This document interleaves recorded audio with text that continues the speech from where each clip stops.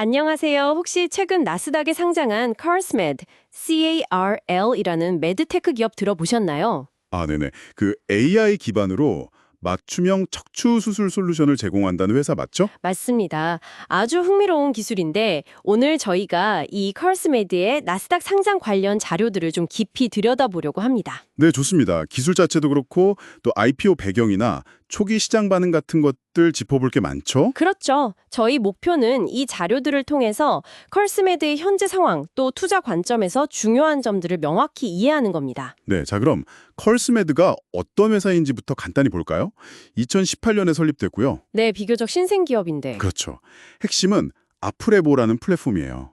이게 뭐냐면 환자마다 3D CT 영상을 찍어서요. 아, CT 영상을 기반으로. 네, 그걸로 티타늄 척추 임플란트를 개인 맞춤형으로 설계하고 3D 프린팅으로 제작까지 하는 거죠. 와, 3D 프린팅으로 임플란트를요?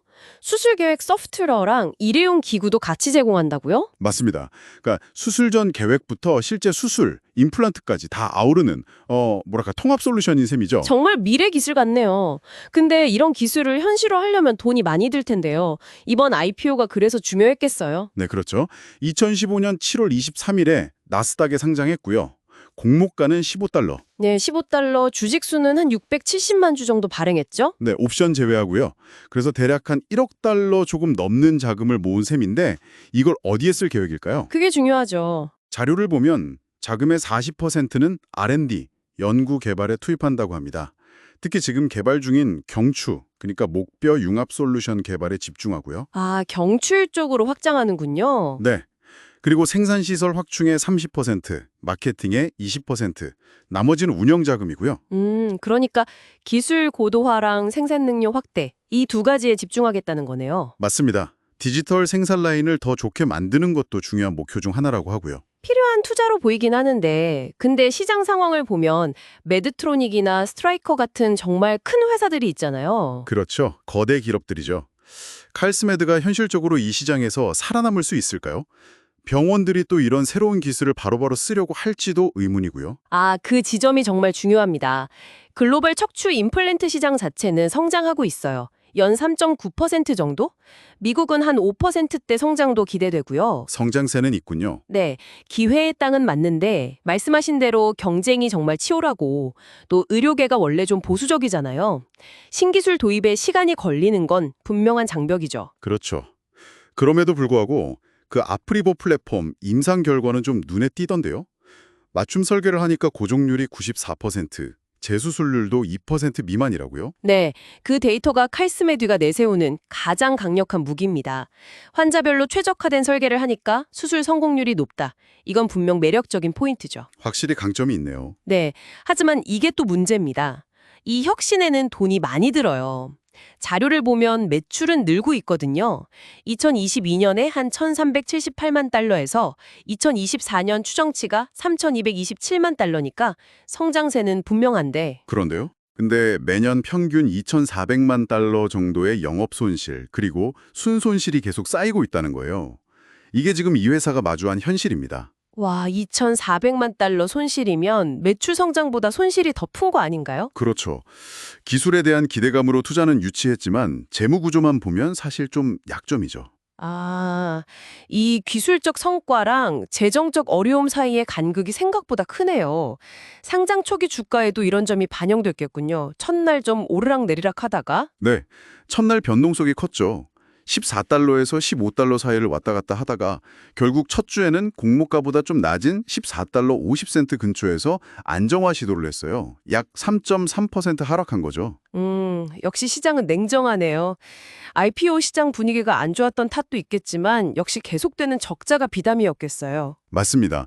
근본적으로는 이 대규모 손실에 대한 우려가 가장 크다고 봐야죠. 수익을 내려면 시간이 꽤 걸릴 거다 이런 전망하고 또 기술이나 규제 관련 불확실성도 있고요. 그럼 가장 큰 위험 요인은 역시 이 자금 문제겠군요. 계속 손실이 나면 현금이 마를 수 있고 그럼 또 자금을 조달해야 할 텐데. 그렇죠. 추가 자금 조달은 결국 기존 주주들의 지분 가치를 희석시킬 수 있으니까 그게 또 부담이고요. 아, 주주가치 희석 문제. 네. 그리고 또 있어요. 핵심 성장 동력으로 보는 경추 융합 제품, 이가 FDA 승인이 혹시 늦어지거나 잘못되면 타격이 크겠죠. 그렇죠. 승인이 중요하죠. 거기에 대형 경쟁사들의 견제도 심해질 수 있고 병원들이 생각보다 더 천천히 받아들일 수도 있고요. 뭐 생산이나 규제 관련해서 예상치 못한 문제가 터질 수도 있고요. 넘어야 할 산이 많습니다. 정말 쉽지 않겠네요. 그럼 투자 관점에서 보면 단기적으로는 좀 지켜봐야 할까요? 실적이 나오기 전까지는 주가가 좀 약하거나 횡보할 가능성이 있겠네요. 네, 그럴 가능성이 높죠. 물론 FDA 승인 같은 좋은 소식이 나오면 갑자기 변동성이 커질 수는 있겠지만요. 중장기적으로는요? 디지털 헬스케어, 개인 맞춤형 의료 이런 건 대세잖아요. 그렇죠. 그 큰 흐름 속에서 기술력을 제대로 인정받으면 재평가될 가능성은 분명히 있습니다. 하지만 그러려면 일단 돈을 벌어야 하고요. 그렇죠. 재무 건전성 확보가 우선이네요. 네, 그리고 경쟁사들보다 확실히 앞서 나간다는 걸 보여줘야 하고 규제 문제도 잘 해결해야 하고요. 그래서 적자 규모가 줄어드는지, 자금 조달은 어떻게 되는지 이런 걸 계속 지켜봐야 합니다. 알겠습니다.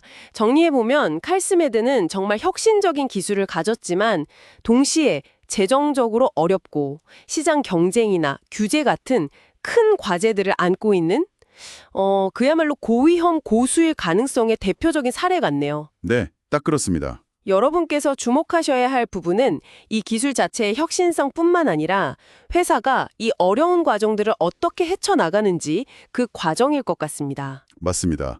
기술이 아무리 좋아도 이걸 지속 가능한 사업으로 만드는 실행력이 정말 중요하죠. 네, 오늘 저희가 살펴본 내용들이 칼스메드라는 회사를 이해하시는데 조금이나마 도움이 되었으면 좋겠습니다. 마지막으로 이런 질문 한번 던져보고 싶네요. AI가 점점 더 이렇게 개인 맞춤형 수술 설계를 잘하게 되면요.